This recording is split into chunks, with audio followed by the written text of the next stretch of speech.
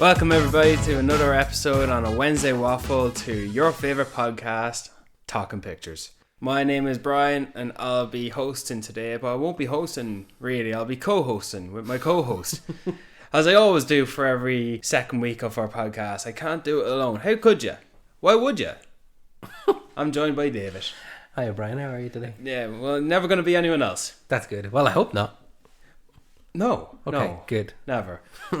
David, I felt this was a topic I needed to discuss, and we can elaborate later on into the episode why, and we can talk about the history before and after watching this movie, David.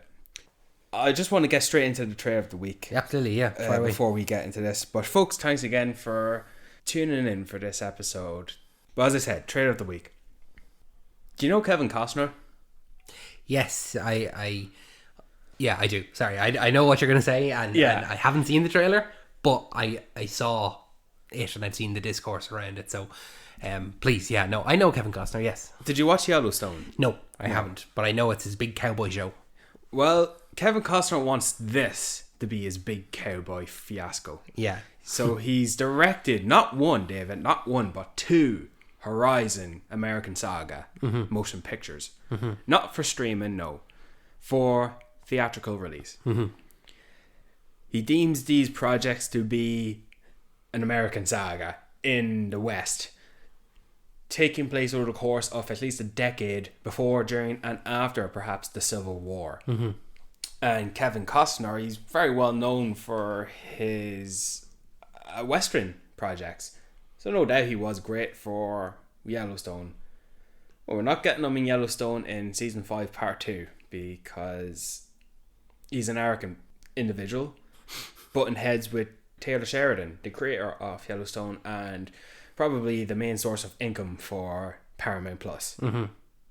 And did he leave that then to go make these films? I think it was a combination of quite a lot of things. Okay. And he wanted to pursue Horizon because he pitched Horizon to Paramount and they didn't want it. Universal has it. I don't know what they got out of putting so much money in. I actually don't know how much. I think he put a lot of money into it as well. Kevin Costner? Yeah. Interesting. Okay. Well, I saw the trailer. There was a teaser originally released and I was thinking, when are we getting a trailer? It's coming out in June. And finally we got a proper trailer. Still don't know what the story's about.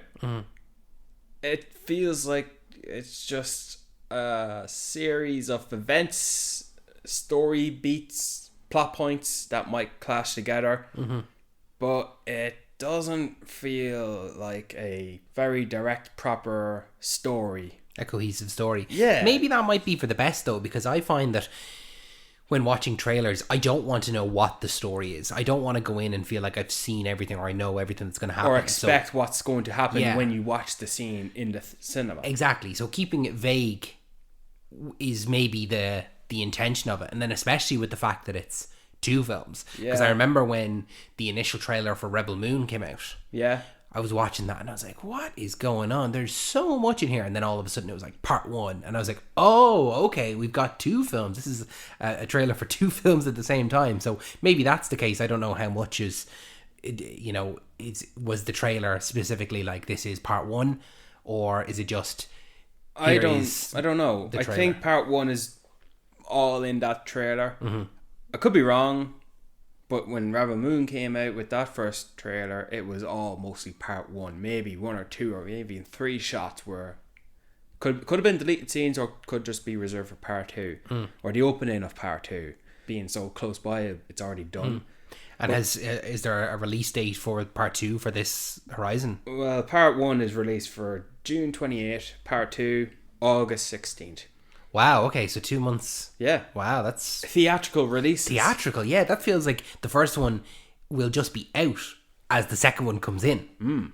That's really, really short. I'm going to be paying close attention to see how much money this makes or how much of a flop it will be. It has to be good. Like, yeah, this is a passion project for Kevin Costner, but passion project, smashing project.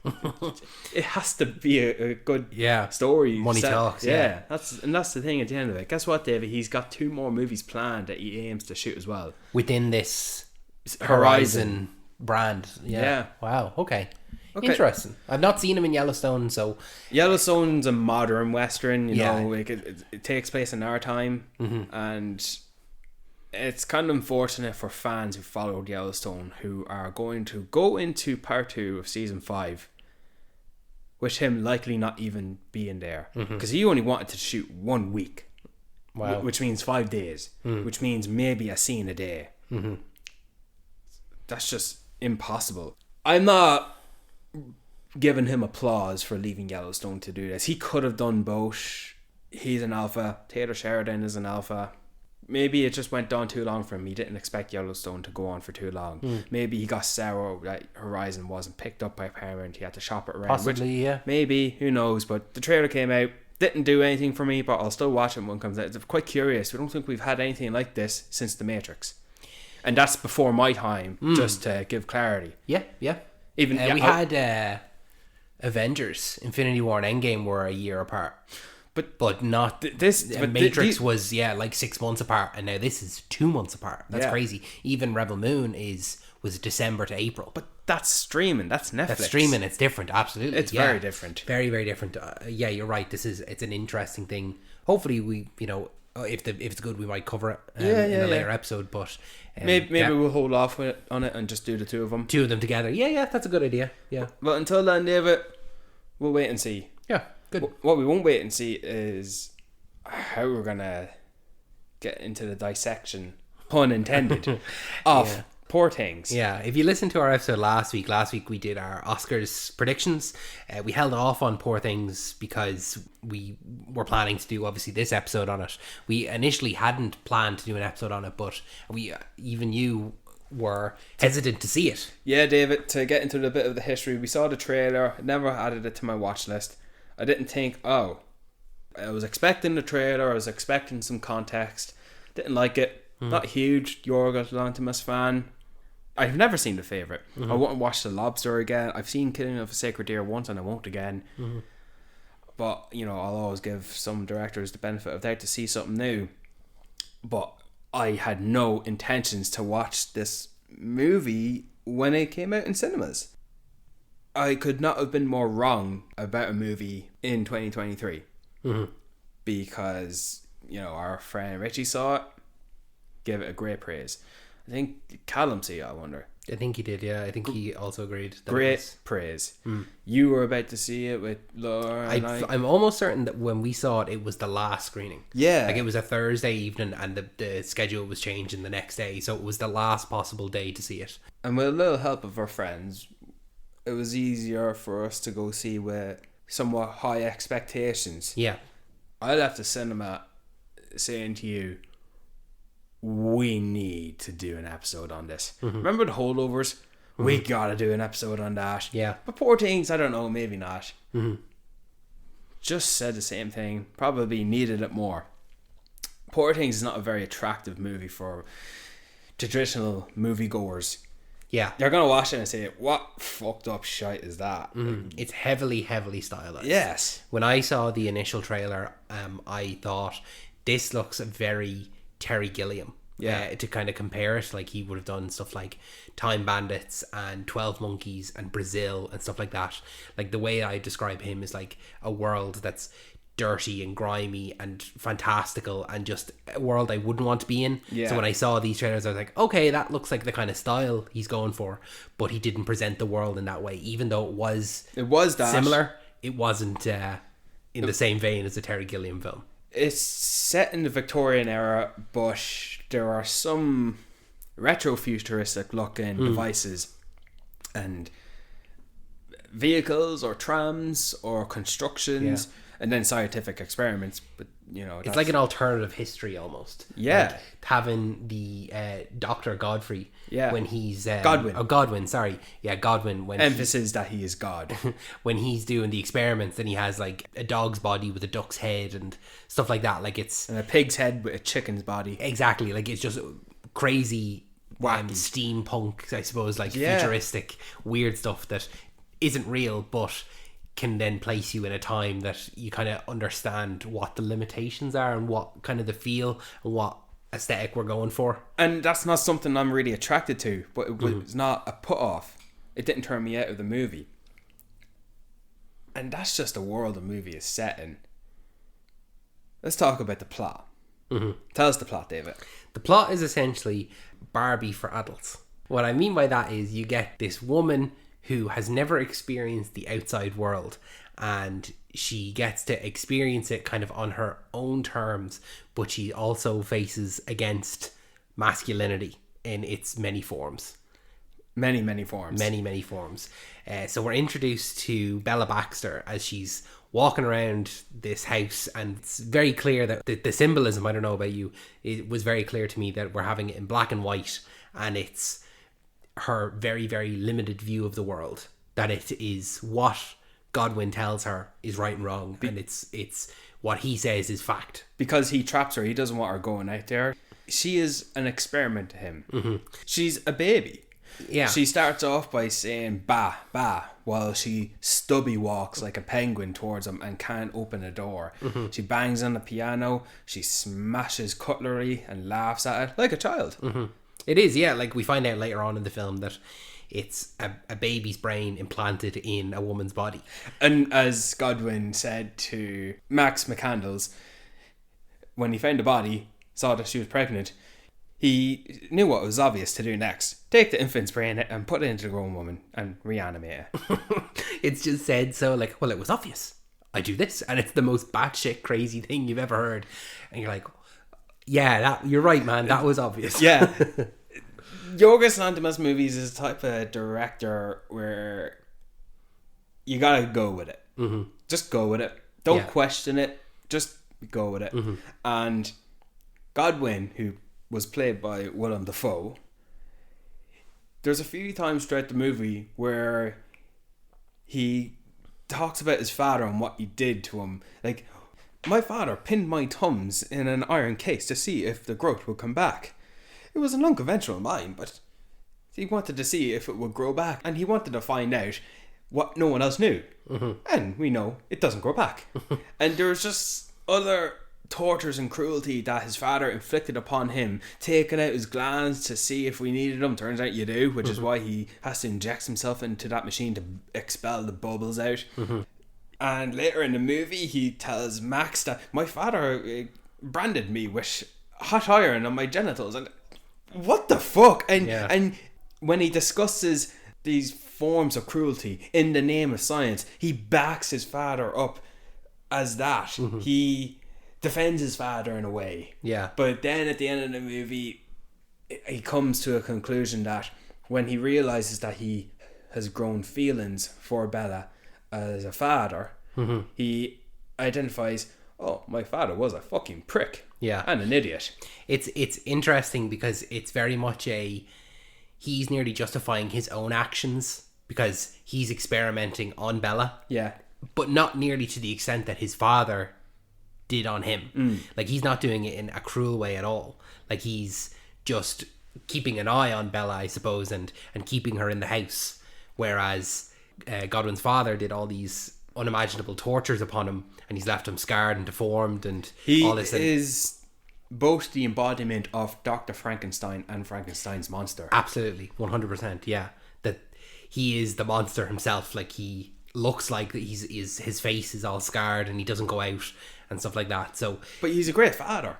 But he like takes the lessons that his father did on him, and he doesn't inflict that upon Bella herself. He's more, I suppose, maybe not mentally torturing her, but it's like more psychological than it is physical. Do you know what I mean? Like, keeping her within the house and not telling her what he's done to her. But it's easy for him to do that. She's a baby at the start. Yeah. You know, she's Bella cut 2, dead bodies, Bella, squish, squish, squish. And, you know, doing like strange things that you shouldn't let a child do.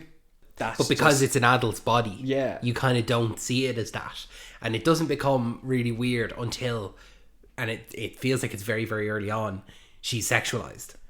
Yeah, when she starts discovering herself sexually, which is, not gonna lie, it's a bit of a funny scene. When she starts doing that with the apple and then the cucumber, and then the maid comes in. Oh, Mrs. Prim, Bella discover how to be happy when she wants. And then, you are Sarah, I fix you. And she tries to do the same to her. And then she, don't worry, it takes but a moment. This is the start where she starts even talking a little bit better. She's still very blunt in handling situations. There's no filter at all. It's just the connection between the brain and the mouth is just one clear path. She's very raw. There's no, as people would often point out to her, she's not polite. It's not polite of her. And the scene before that where she wants walking ice cream but she's not allowed out of the carriage, and she starts roaring at Godwin and she has to be chloroformed to sleep. For me, that's a very important scene visually. This movie did a good job in holding my hand to make clear a point I want to make at the end of this review. So I'll refer to that scene later. Just in terms of who Bella is in that moment, objectively. Which is a roaring, throttling...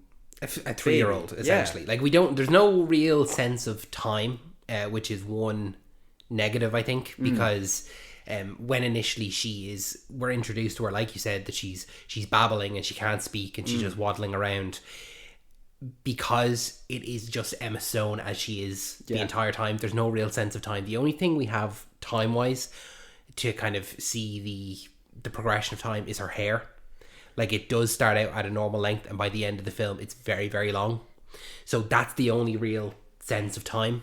But initially it doesn't feel like it's very long between when she starts to speak and when she starts being sexualized by the three kind of male characters, which is Godwin, McCandless, and then Mark Ruffalo's character. Like, as soon as the three of those are, well, not even from when they're introduced, but like McCandless, when Godwin offers McCandless, like, oh, do you want to marry her? And he's like, oh, I thought, like, don't take this in a bad way. I thought that you were, kind of raising her for yourself. And he's like, no, are you mad? And then he has that line about, like, he was castrated. And he's like, I couldn't even if I wanted to. Like, it would take the whole of London to... He would need the electricity that would power London to... Give him an erection. Stimulate him enough, but he does say that his paternal instincts and care has overtaken his lust for sex. But the fact that he did have that lust, that it's...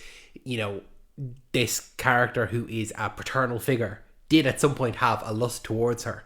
And then there's the McCandless who was instructed by Godwin to kind of follow her and, like, take notes. And he's essentially watching a child waddle around and figure stuff out. And then he's like, as soon as he's offered, like, the potential of marrying her, he's like, yeah, sure. And then, like that, when Mark Ruffalo's character is introduced, he is with the contract and he's like, oh, what kind of a woman would warrant such a contract? And then he's straight away like, okay, I need to go meet her. And he's introduced and he's straight away like, he's putting on the moves. Let's talk about Mark Ruffalo. Mark Ruffalo, honestly, like we said in the last episode when we were doing our Oscar predictions, this is probably the best Mark Ruffalo performance I've ever experienced. I think it's probably the funniest performance of 2023. If you're sick of him playing the Incredible Hulk, watch this movie for him. If you're happy watching him still being the Incredible Hulk, watch this movie for him. This movie really showed us, who would give it the time and day to watch it, the range and capabilities Mark Ruffalo is able to present. He's using a British accent. Like, you have to give it to Yorgos Lanthimos. I think, honestly, The Lobster, The Favourite, and now this. Because Killing of a Sacred Deer, I've only seen it once, similar to you. I don't remember that being as funny. No. But those three movies, Yorgos Lanthimos' dialogue is just very, very funny. And the way that it's delivered is very, very funny. And Mark Ruffalo just fits that perfectly. Do you know, like, you're not saying anything that's classically, like, very, very funny. Like, a traditional, like, if you wrote it in a comedy, but when it's presented like this and the way that it's said is hilarious. The moment where, like that, his first introduction and Godwin points out the fact that he has spelling mistakes. Well, I'm sure it doesn't matter in legal proceedings. Do you know, like, it's just perfect dialogue for the time it is. And then later on in the film when he's slapped by Bella. And he like turns back and looks at her, and he's like confused, and he's like, ow. Like it's just brilliant. The timing, the comedic performance from Mark Ruffalo is up there with one of the greatest comedic performances of all time.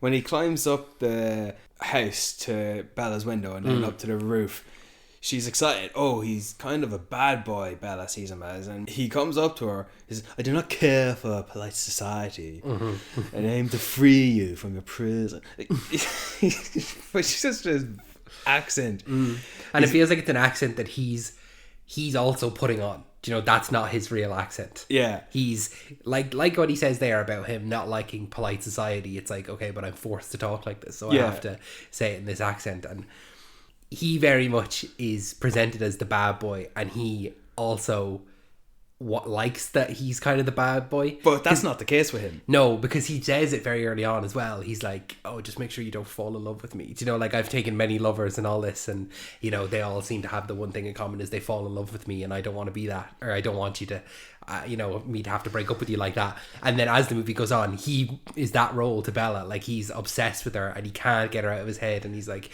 even at dinner, he's like, I can't believe I've turned myself into the thing that I hate the most, and it's, you know, a succubus.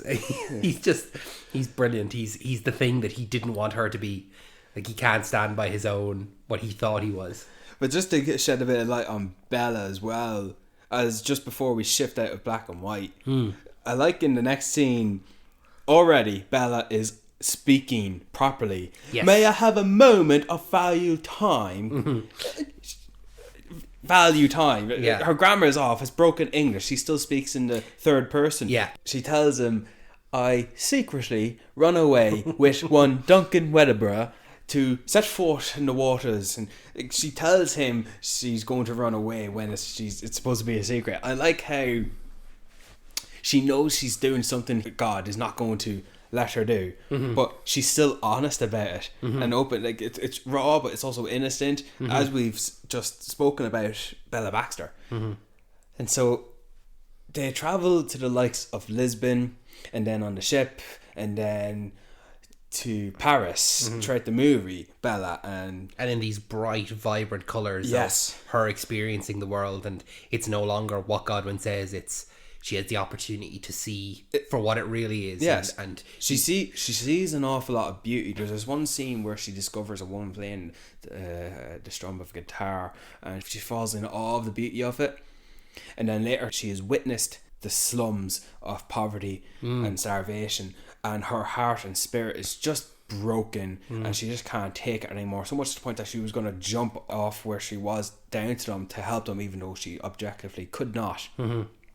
But throughout the movie, as she wanders on her own, she learns, and while she learns some inappropriate things, such as getting tattoos on her thighs, disappointing Duncan Wedderburgh, and she's confused by this complicated situation. He self-harms himself, hits his head off the bar, and he's crying. This is when he's starting to fall in love with her, and she's patting him on the back. What a confusing man you are, Duncan Wedderburgh. Like, she can't comprehend it. She's not there yet. But she does eventually learn about socialism. But not just that, ethics, she starts to learn. She starts to get a new lease on life, a new self-discovery in herself in life, making potential friends disappointing. Once again, Duncan Wedderburgh, who just wants to... He wants to control her. He wants it to just be the two of them. Yeah, and he tells her to get into the trunk. To obviously he's a bit cheap. He's not going to pay for her to go on the ship. Trapped her. Now, come on, savage me, mount me. Yeah, in the bed. He thinks that as soon as he has her in the room, it's like, okay, there's no other options now. It's like back to how it was before. It's yester time. Yeah, exactly. And she storms into the bathroom. And the pout he makes. Yeah, you can't not laugh at that. I think that got me into, like, come mount me. Yeah. It's so funny. And look, that woman's hair is on fire. Okay, I'm sorry for kidnapping you, blah blah blah, don't be such a cunt about it. This is when he's getting more agitated with her, And she's questioning him about why one should be emotional if it's not a scientific thing. Yeah. You know? And she's, like I said, this is her growth. And it's done quite clearly. Like, I felt like it was holding my hand. I was able to follow it visually rather than just... More like I could touch it. Like I could pinpoint, this is the moment where she's stepped up. This is the moment where she's speaking more clearly. This is the moment where she's learnt this aspect. This is the moment where she doesn't need this man anymore. You know what I mean? Mm-hmm. And while God and Max back home created another girl, Felicity, who's played by Margaret Qualley, who's, you know, they missed Bella, so they tried to repeat the process, but that's just not working. And then God gets sick and they mean to get word to Bella to bring her home. Meanwhile, the scene where after Bella had witnessed the sums and the poverty, she sees that Duncan Wedderburn won money. You can see him, he's blackout drunk on the bed. She's heartbroken, spirits are gone, takes the money, gives it to the cabin crew. What a disgusting thing to think that happens, that those two sailors just keep it for themselves. And then she goes back in the room and Duncan around about, Bella, we've been robbed. And they were not robbed, I gave it away. I took it and gave it away, and Mark wrote, fuck off before I kick all your teeth in.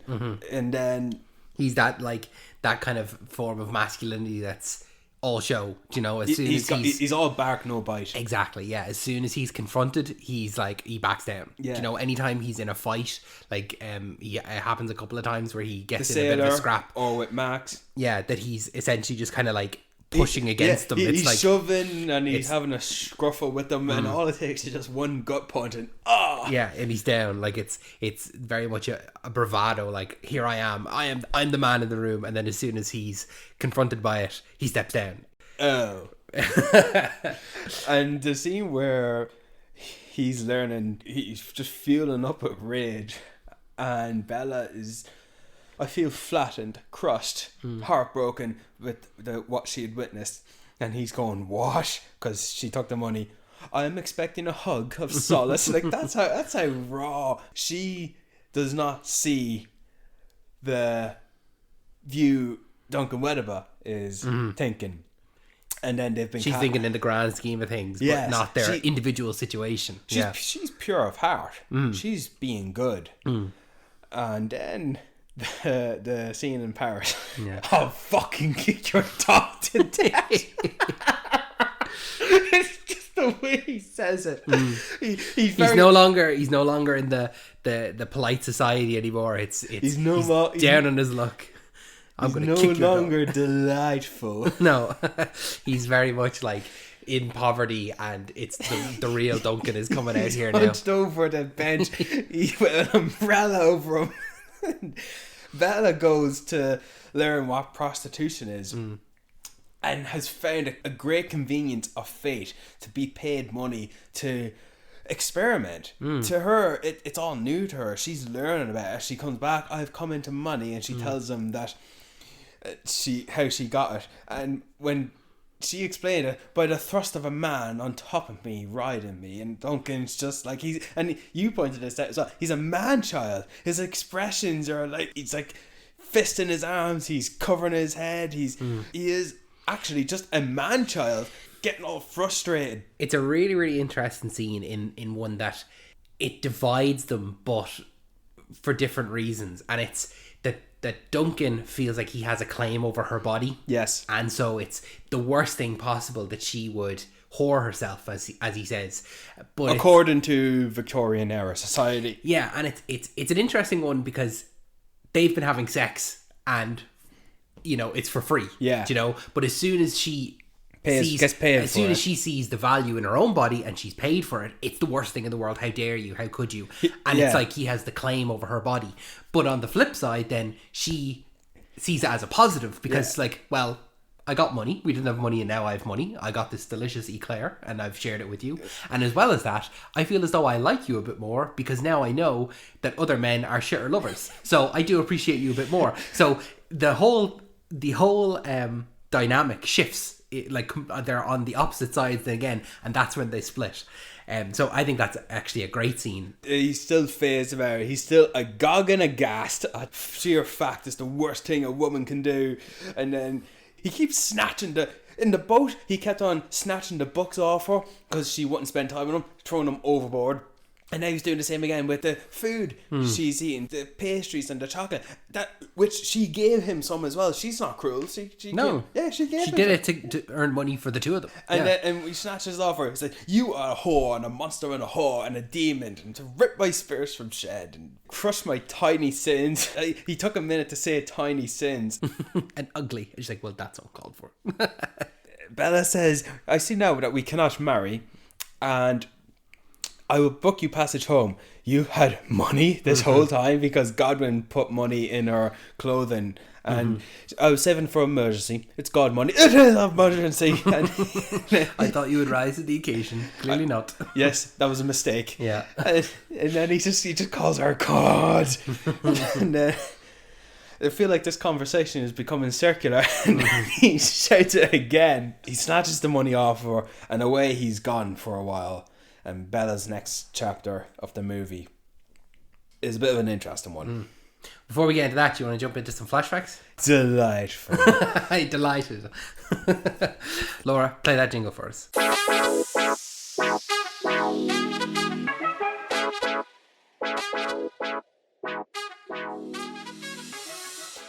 Thank you, Laura. So, we've got some flashbacks for Poor Things. First flash fact we have is that Willem Dafoe described the makeup process as 4 hours in and 2 hours out every single day. 4 hours? 4 hours to get the makeup on, yeah. How long did it take for Dave Bautista to be getting done up as Drax then, I wonder? I don't know. I'd have to look that up. That's a good comparison when, Drax is the whole body. Yeah. But at least later he was wearing jackets and vests, so he was somewhat covered, but 4 hours? Yeah. You'd think that would just be 2 hours just to put on. Well, I don't know if it was when doing the full, body works, because he had a couple of bits with the stomach as well. So. Yes, that could be the case, because if he's getting his stomach done, it means his face has got to be done as well. Yeah. And I suppose every day is a face. Yes. I think it goes to show then that neither actor nor crew on a movie set should afford to make mistakes, such as forgetting their lines or not getting the focus right or missing a piece of direction. Yeah, everyone has to be perfect on the day, because like that, if Willem Dafoe is in the chair for 4 hours, you don't want him to come to set and today we didn't get anything, because... And that was a waste of 4 hours getting the makeup on, 2 hours off. I wonder if those hours counted in as work for 12-hour days. Yeah. When does he come in to do that? Like 4 hours before filming? Yeah. Yeah. Flashback number 2. Mark Ruffalo had a lot of doubts about his performance during the shoot. He often half joked that his friend Oscar Isaac, who was filming on a nearby soundstage, was going to be called in to replace him. One day, Willem Dafoe pranked Ruffalo by taking him to a room where Isaac was waiting. Isaac and Dafoe informed Ruffalo that he was fired and indeed was getting replaced. Really? Yeah, apparently so. That's very, very funny. And I just like that Mark Ruffalo, who is, a great actor. We've seen him in a lot of stuff. He's, Let's just forget that he's Bruce Banner for a second. Alright, he was in Zodiac.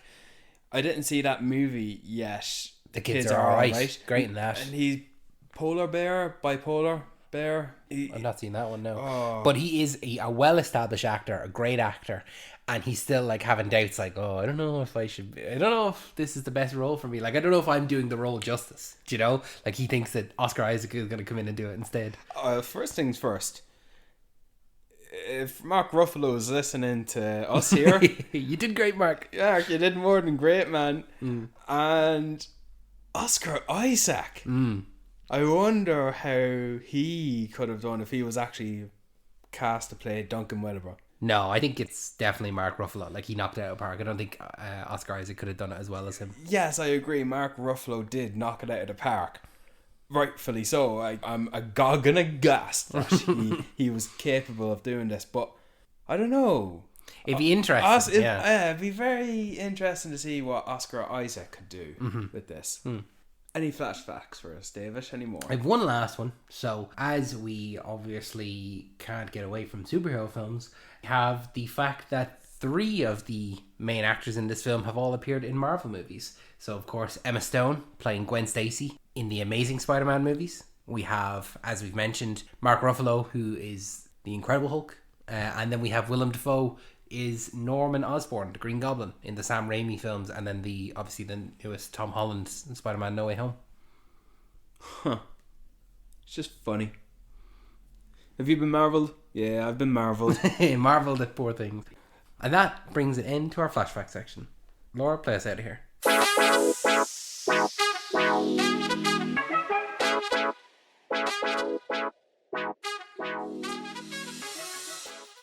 Thank you, Laura. So then once Duncan and Bella depart, then she is thrust into this new world of Prostitution. Yeah. Yeah. How did you feel about this whole section?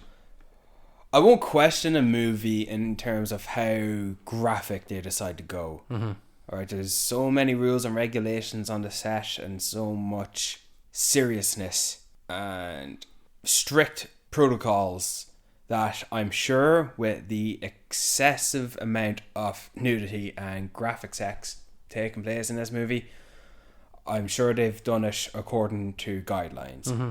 So I rewatched this movie, Dave, and I tried to look at it and what this whole sequence does for Bella. Mm-hmm.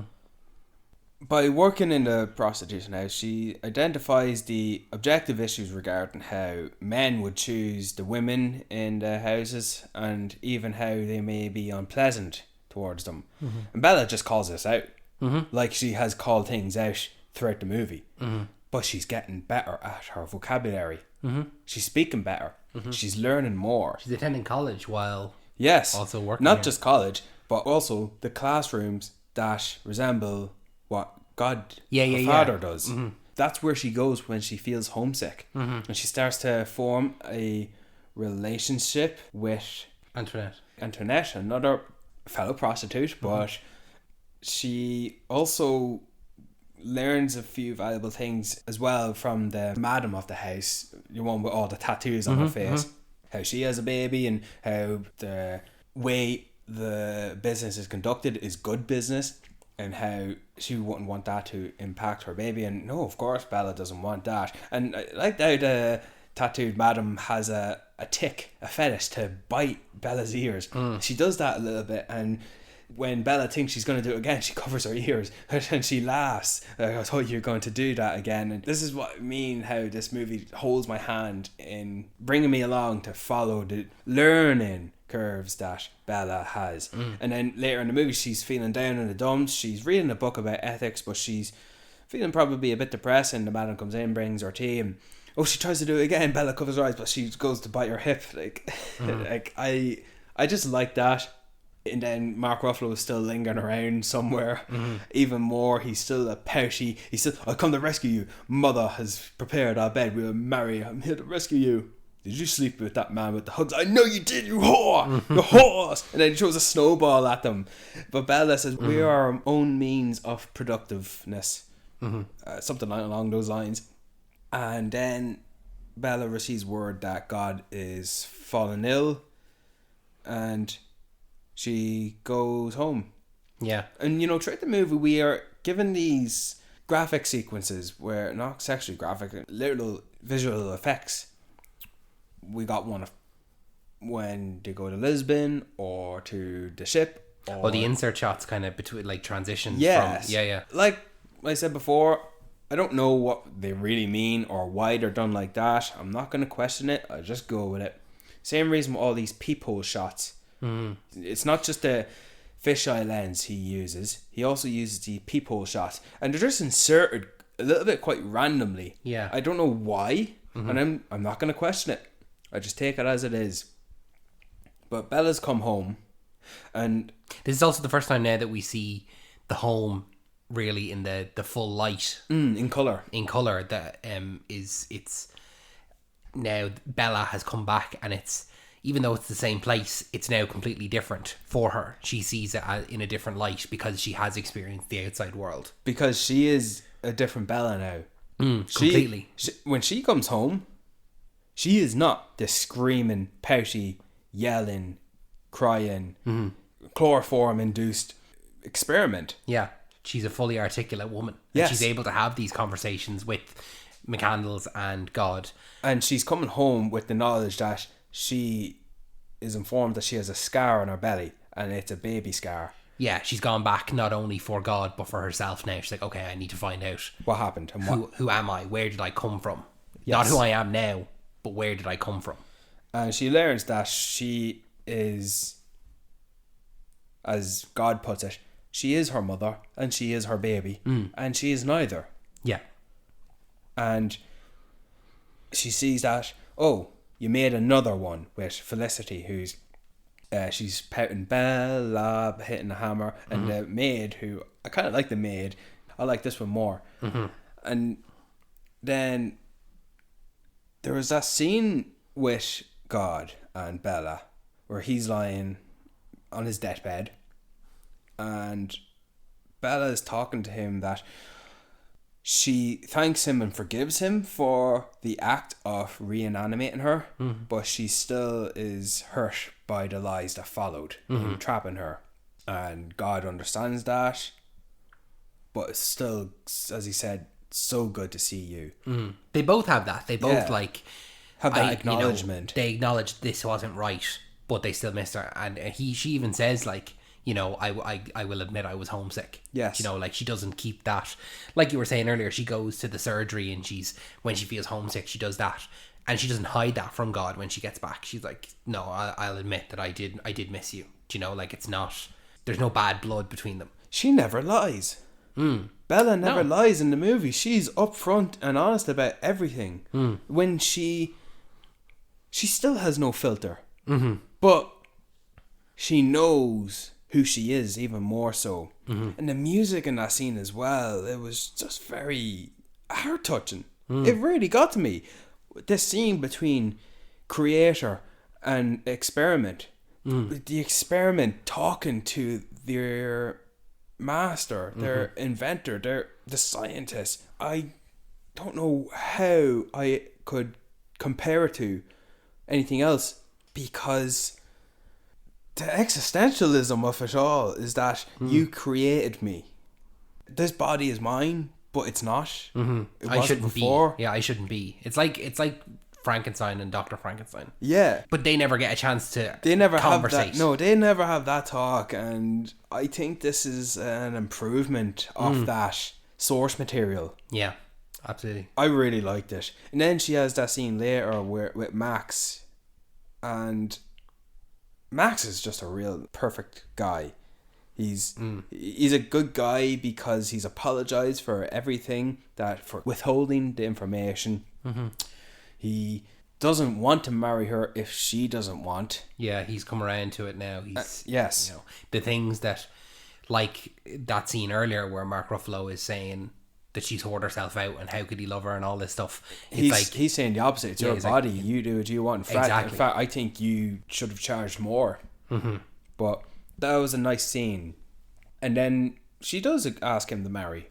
But because that feels now like it's what she wants. Yes. You know, she's gone out, she's lived, and she's done that part of her life, and now she's able to come home, and if he's still interested, then she still wants to. So it's no longer a choice imposed on her. Yes, she's choosing. Even though she does, I'd say it is still there from earlier in the film. Like, she always had it in her head that she was told that she was going to marry him. Yes. And because she's a child, like, that just has lingered with her. But I think this next scene hits home that no, she is her own person making this choice for herself.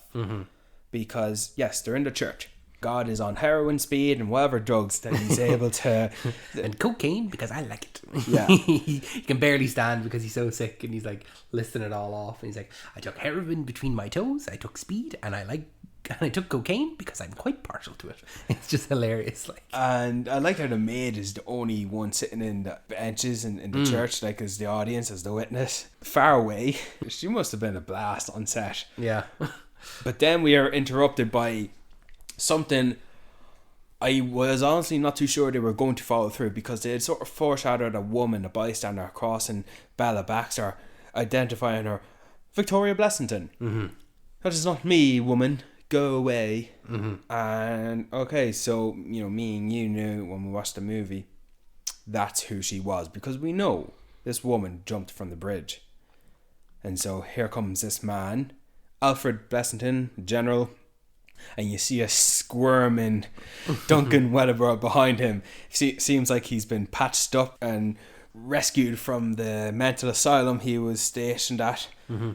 He believes that Godwin sent Bella Baxter to lure him in with her beauty, and drive him mad, and ruin him and destroy him.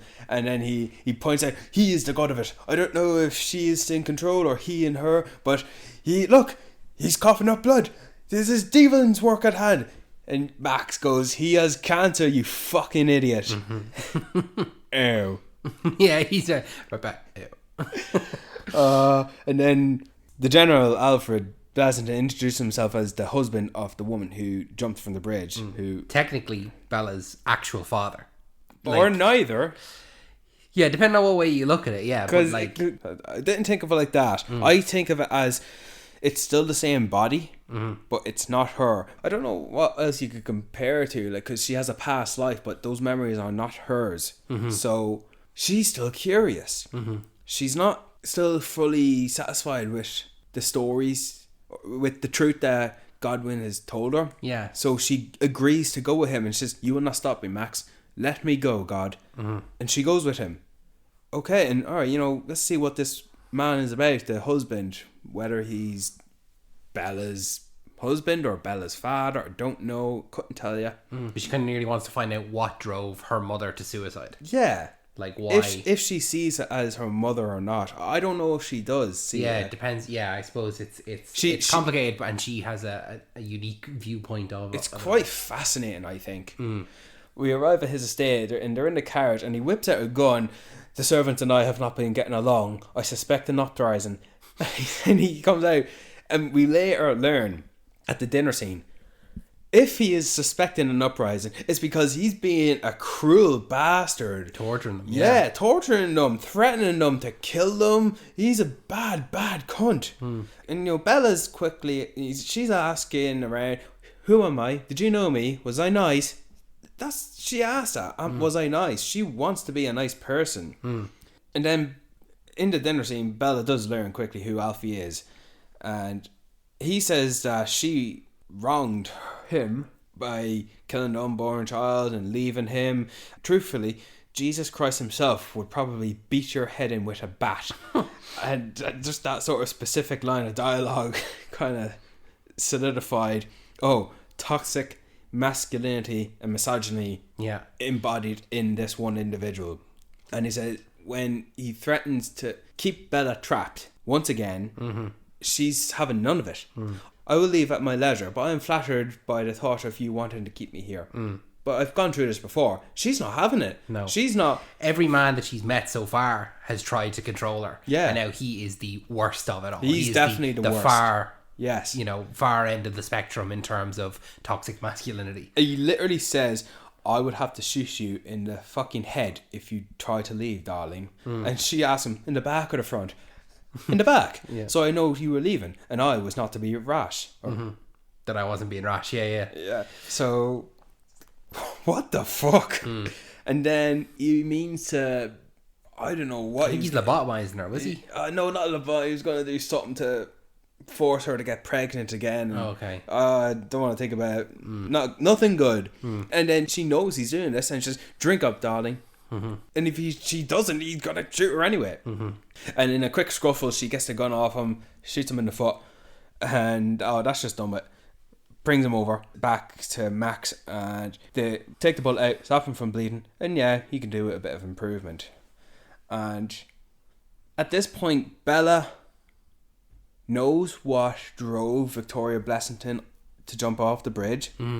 She knows there's no answers here for her to warrant her to stay.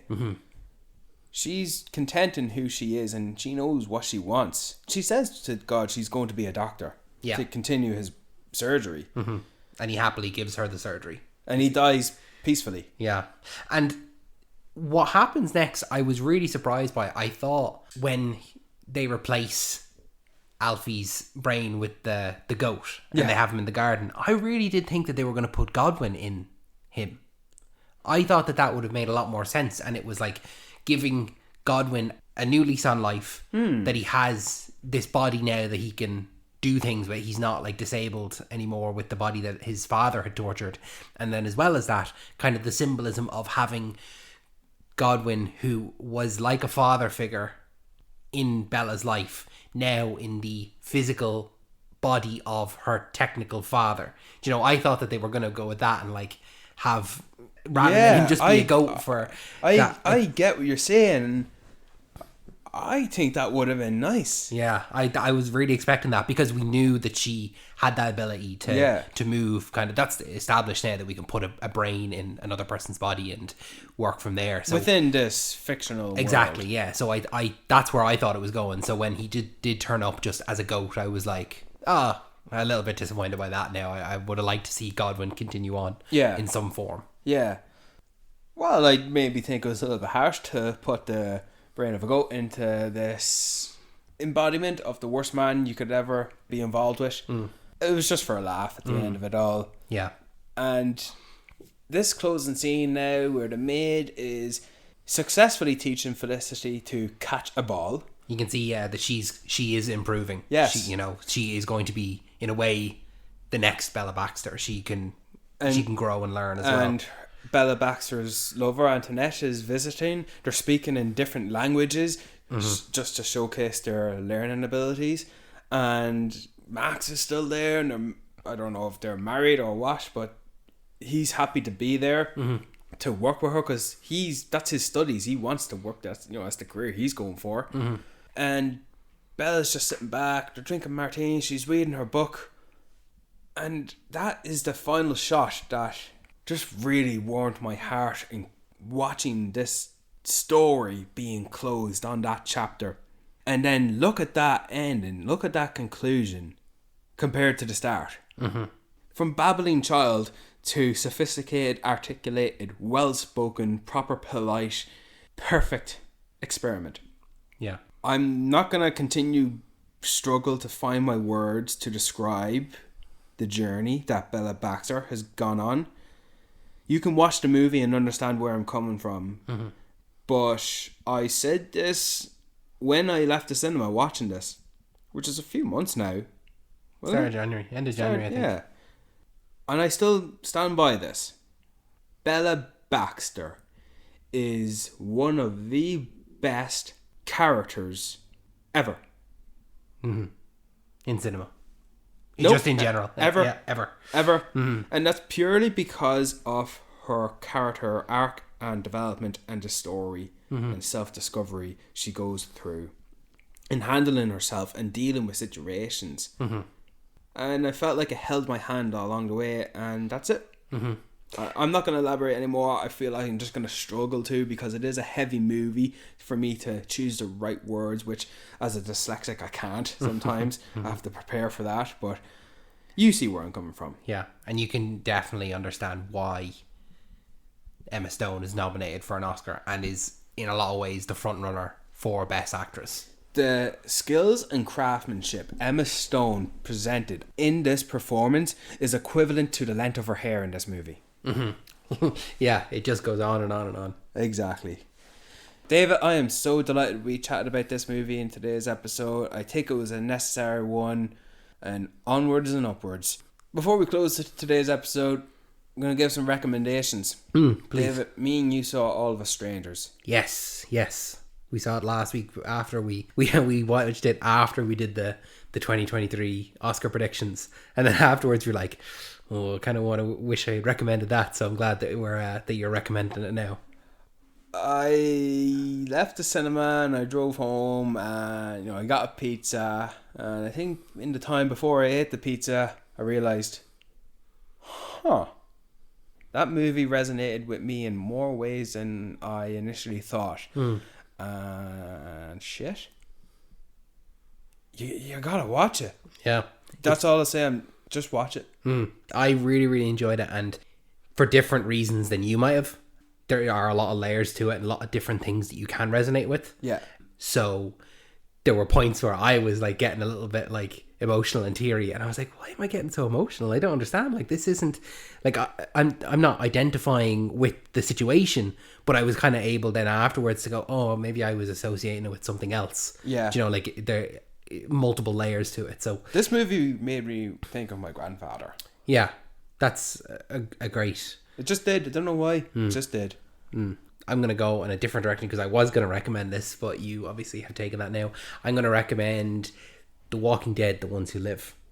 The newest series in the Walking Dead universe, featuring Rick Grimes and Michonne. I don't know her last name. I suppose her and Rick are together, so Michonne Grimes. Why do women take men's names? I think it's just traditional.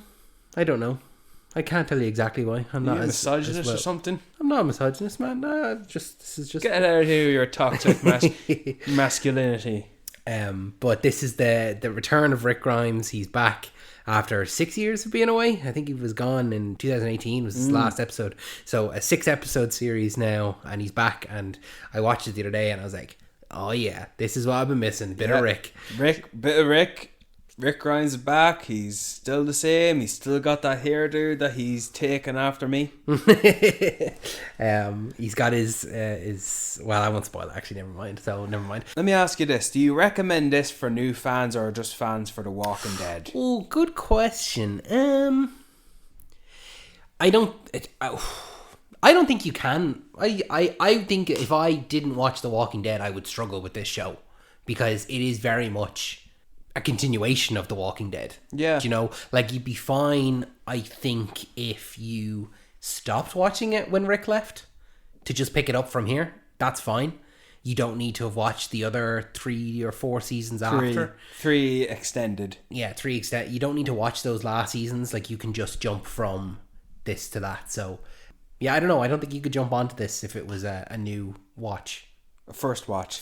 So, yeah, it's a bit of an interesting one. But apparently the numbers on it were great, like, for streaming and stuff. But please God, I hope so. I don't want... let it go strong. We're getting so many Walking Deads these days as we are with Law and Order. Yeah, and I want to see more Rick. I like Rick. I wish he hadn't left The Walking Dead. Folks, thank you for listening to this episode. I hope you listened to this episode because we really appreciated the value of this movie. Mm-hmm. If you like us talking about these topics and movies reviews, just please keep on hitting that like and subscribe. It costs you nothing. It gives us everything to get that 5-star rating. It does help the channel out.